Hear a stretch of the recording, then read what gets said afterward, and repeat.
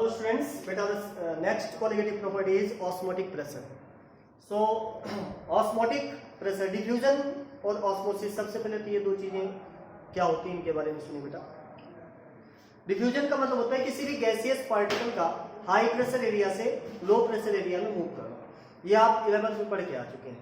यही रीजन होता है कि जैसे मान लीजिए कोई भी सेंट वगैरह लगा करके, परफ्यूम लगा करके आपके पास से गुजरता है तो डिफ्यूजन के कारण उसको उसकी फ्रेग्रेंस आप तक पहुंचती है। ऑस्मोसिस एक तरीके की मूवमेंट है सॉल्वेंट पार्टिकल की। बेटा कहीं भी अगर मान लीजिए प्योर सॉल्वेंट को सॉल्यूशन के साथ सेमी परमेबल मेम्ब्रेन से अलग कर लिया जाए।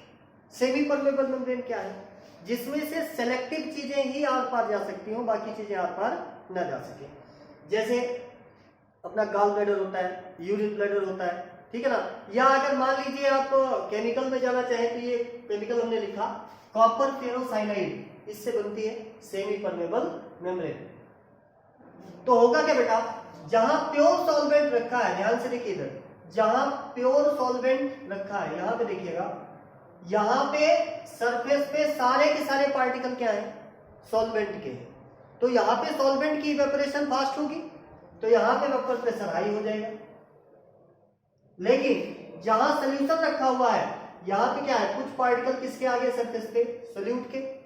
सॉल्वेंट के पार्टिकल डिक्रीज हुए तो रेट ऑफ इवेपोरेशन डिक्रीज हो जाएगी, और रेट ऑफ इवेपोरेशन डिक्रीज हुई तो मतलब यहां का वेपर प्रेशर क्या हो गया, कम हो गया। तो क्या होगा कि एक तरफ वेपर प्रेशर ज्यादा, दूसरी तरफ वेपर प्रेशर कम। तो कोई भी चीज, वेपर प्रेशर किसका, लिक्विड का, तो कोई भी चीज कैसे मूव करेगी, अपने हाई प्रेशर वाली एरिया से लो प्रेशर वाली एरिया तक। तो इस तरीके से जो लिक्विड के पार्टिकल्स हैं वो प्योर सॉल्वेंट से सॉल्यूशन की तरफ मूव करना शुरू कर देते हैं। इसी को हम क्या कह देते हैं, ऑस्मोसिस। ठीक है बेटा। अच्छा, ऐसा क्यों हुआ, क्योंकि वेपर प्रेशर में डिफरेंस था।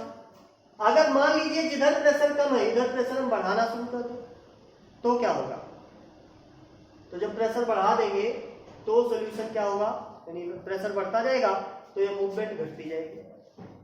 ठीक है ना। और इस तरीके से कोई एक ऐसा एक्स्ट्रा प्रेशर, जितना एक्स्ट्रा प्रेशर हमें डालना पड़ता है इस मूवमेंट को रोकने के लिए, उसको हम क्या कहते हैं बेटा, osmotic pressure. Extra pressure must be applied on solution to stop the osmosis, is called osmotic pressure. It is denoted by pi. इसकी खोज सबसे पहले बेटी एपिनोलेट ने की थी। ठीक है। अच्छा, ये डिफरेंस इन ऑस्मोटिक प्रेशर कैसे आया, due to addition of solute. ठीक है ना। तो इस तरीके से जो पाई की वैल्यू है वो किन किन चीजों पर डिपेंड करती है, तो पाई की वैल्यू बेटा कौन कौन सी चीजों पर डिपेंड करती है। सबसे पहले देखिए, पाई इज ऑस्मोटिक प्रेशर, यानी मूवमेंट के कारण जनरेट हो रहा है। और मूवमेंट किस पे डिपेंड करता है, काइनेटिक एनर्जी पे, और काइनेटिक एनर्जी डिपेंड करता है टेम्परेचर पे। तो हम ये कह सकते हैं कि pi is directly proportional to temperature.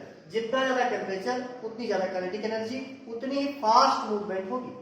दूसरा, जो डिफरेंस इसके अंदर आ रहा है ऑस्मोटिक प्रेशर में, सॉरी वेपर प्रेशर में, ये किसके कारण आया, कंसंट्रेशन के कारण। तो इसको हम क्या लिखेंगे, पाई प्रोपोर्शनल टू सी। ठीक है, ये सी क्या है, कंसंट्रेशन। ये दो साइंटिस्ट के नाम हम लिखेंगे, गैलिसैक्स एंड वॉर्डॉफ लॉ, और इसको कहते हैं बॉयल-वॉर्डॉफ लॉ। ठीक है। अब इन दोनों इक्वेशन को अगर हम एक साथ रखें तो pi proportional to C into T. ठीक है, इक्वल करें तो एक कांस्टेंट से मल्टीप्लाई करते हैं जो होता है यहाँ पे R, that is gas constant. Pi is equal to C R T. C क्या है, कंसंट्रेशन, मतलब number of moles divided by volume. तो pi is equal to n by V R T. ठीक है, या मैंने इसको डायरेक्ट लिख दिया यहाँ पे, pi V is equal to n क्या है, नंबर ऑफ मोल्स यानी given mass by molecular mass, W by m into RT। ठीक है। तो इस तरीके से यहां से हम मॉलिक्यूलर मास कैलकुलेट कर सकते हैं। ठीक है। और एक चीज यहां पे खास ध्यान रखना बेटा, osmotic pressure method is the best method for calculation of molecular mass of macro molecules just like carbohydrate, proteins. क्यों? क्योंकि इसमें हमें टेम्परेचर चेंज करने की जरूरत नहीं पड़ती। अदर फैक्टर्स कई बार क्या होता है, जैसे प्रोटीन ले लेते हैं। अब मान लीजिए प्रोटीन का मॉलिक्यूलर मास आप निकालना चाहते हैं फ्रीजिंग पॉइंट से या बॉइलिंग पॉइंट से, तो उसमें क्या होता है, प्रोटीन का टेम्परेचर जब आप बढ़ाएंगे तो उसके फिजिकल स्ट्रक्चर्स चेंज होने का डर रहता है, ठीक है ना। ऑस्मोटिक प्रेशर में ऐसी कोई टेंशन नहीं, पहली चीज। दूसरी चीज, osmotic pressure highly sensitive method होता है, ठीक है। आप देखेंगे बेटा इसकी एप्लीकेशन कहाँ है। सबसे पहली चीज तो इन पिकल्स, कभी आपने देखा होगा आम का अचार बनाते हैं तो ऊपर नमक डाल देते हैं। नमक डालने से क्या हो जाता है, आम के अंदर जो सेल्स के अंदर वाटर होता है, पानी होता है, वो बाहर आ जाता है रिस्क करके। अच्छा, जब बाहर आ जाएगा तो उसके अंदर फिर फंगस वगैरह अटैक नहीं कर पाएंगे, इसलिए हम नमक उसके ऊपर डालते हैं। प्लाज्मोलाइसिस, प्लाज्मोलाइसिस, इसमें क्या होता है बेटा, मान लीजिए आरबीसी का नाम सुना होगा आपने। अगर रेड ब्लड कॉर्पसेल्स को हम नमक के कंसंट्रेट सॉल्यूशन में रख दें, यहां पे हमने क्या ले लिया, कंसंट्रेट सॉल्यूशन ऑफ साल्ट, तो बाहर क्या है, बाहर हाईली कंसंट्रेटेड सॉल्यूशन, और अंदर जो है हमारी सेल का जो कंसंट्रेशन होता है ना, वो होता है 0.91 molar,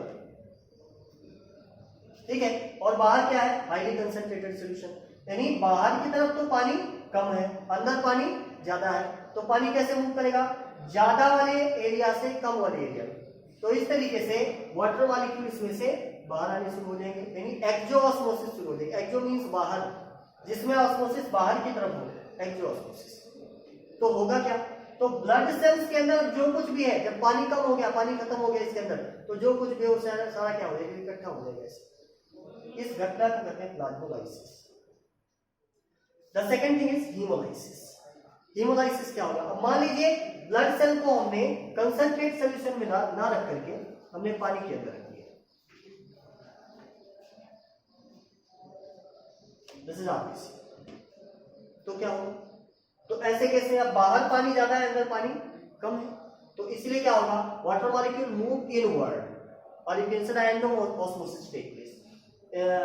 in this way the shape of this RBC get inflated and finally burst, यानी ये क्या होगा, धीरे धीरे फूलता जाएगा, और कुछ टाइम के बाद ये क्या हो जाएगा, फट से। इस घटना को हम कहते हैं हीमोलाइसिस, ठीक है। ये बहुत पूछे जाते हैं जो टर्म्स है, प्लाज्मोलाइसिस और हीमोलाइसिस, और आरबीसी का कंसंट्रेशन जो है 0.9। अच्छा, यहीं पे एक छोटा सा टर्म आता है आइसोटोनिक सॉल्यूशन। दो ऐसे सॉल्यूशन जिसका कंसंट्रेशन सेम हो, जिसका ऑस्मोटिक प्रेशर सेम हो, यानी सेम कंसंट्रेशन, या ऐसे कहिए सेम ऑस्मोटिक प्रेशर, उसको कहेंगे आइसोटोनिक। जिस हाइपो वर्ड आता है किसके लिए, कम के लिए, हाइपर किसके लिए, ज्यादा के लिए। जिसका ऑस्मोटिक प्रेशर कम, जिस सोल्यूशन का, वो हाइपोटोनिक, और जिस सोल्यूशन का कंसंट्रेशन या ऑस्मोटिक प्रेशर ज्यादा होता है उसको हम क्या कहते हैं, हाइपरटोनिक सॉल्यूशन। तो बेटा ये टर्म्स याद रखना, और खास करके इसके ऊपर न्यूमेरिकल करिए, that is most important for negative property, तो इसलिए इसके ऊपर न्यूमेरिकल जरूर करना।